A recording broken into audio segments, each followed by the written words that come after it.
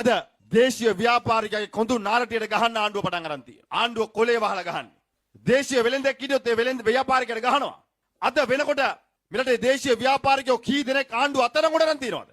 මොකක් හෝ චෝදනාවක් දාලා. දේශීය ව්‍යාපාරිකයෝ කී දෙනෙක්ගේ ගෙවල් වලට කඩවලට කාර්යාල වලට පැනලා කරදර කරලා තියනවද? මේ කරදර කළා මොන වගේ කරදරද? පොඩ පැහැදිලිව කියන්න බලන්න මොන වගේ කරදරද කරලා තියෙන්නේ කියලා නිකන් අපිට පැහැදිලිමදි ඔය කියන කතාව. කොඳුනාරටිය කඩලා එහෙම ගිනි තියලා එහෙම කරදර කරලා තියනවා කියලා කිව්වා. ඊටියක් තව පැහැදිලි මොකද්ද කියන්නේ? මහින්ද රාජපක්ෂ ජනාධිපතිතුමා දියගම ග්‍රවුන්ඩ් එකක් හැදුවා. ඒ ග්‍රවුන්ඩ් එකට හෙලිකොප්ටර් එකක් ගියා. කට්ටක් දාගෙන එක් කරගෙන ගියා. එකට කෑම කෑවා. මම කැමති ඔබතුමාගෙන්ම විස්තරේ සම්පූර්ණයෙන් අහගන්න. සේරම ඩීටේල්ස් ඕනද? දන්න ඩීටේල්ස් ඔක්කොම අපි කියමු ප්‍රේක්ෂකයාට. හොඳයි. දවසක් මට කෝල් එකක් ආවා. හෙට උදේට එන්න කියලා ජනාධිපතිතුමා ලෑස්ති කරලා තියෙන හෙලිකොප්ටර් එකක්. ඔව්. හෙලිකොප්ටර් එකෙන් ගිහිල්ලා මේ ග්‍රවුන්ඩ්ස් එක බලන්න. හොමගමනේ. හොමගම. හොමගම. ඉතින් මම එතුමාට කිව්වා බය නැද්ද? මොකද මේ ඒ කාලේ කොටි ගහන කාලේනේ මේ රොකට් එකක් දැම්මොත් අපි නෑ යා හිනා වුණා ජනාධිපති කිව්වා එන්න කියලා.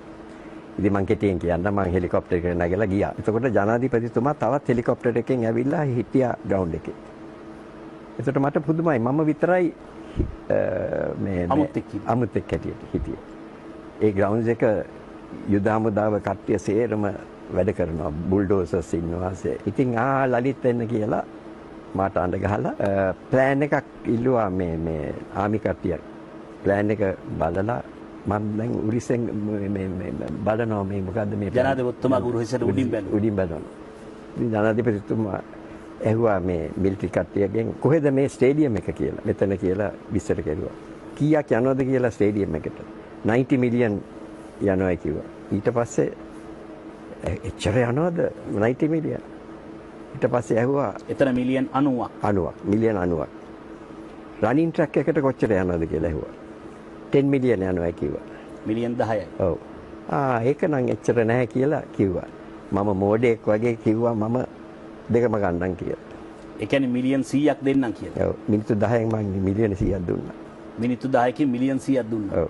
දැන් අර මේ සිල්ලර කඩේ ගඳුළු කරනවා වාගේ මේක තමයි මිලියන් 100ක්.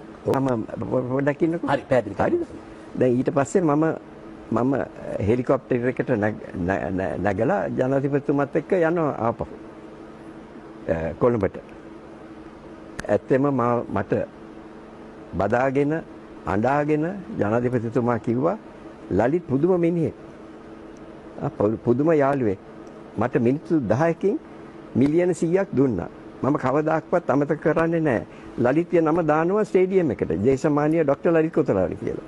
ස්ටේඩියම් එකට නම දානවා. ඔව්. ඔබතුමාත් ආසන නම දානවා. අප්පා ඔව් හරිය.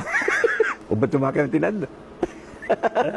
ඔබතුමාගේ නම ඔබතුමාට නිකන් හරි කාලෙක ග්‍රවුන්ඩ් එක මහින්ද රාජපක්ෂ ස්ටේඩියම්.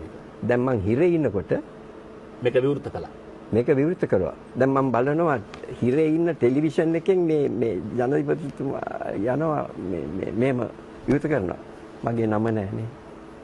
කිව්වේ නැහැනේ මම මේ සතයක්වත් දුන්නා කියලා. දැන් තමයි මිලියන් 100 ගැන දුක හිතුනේ.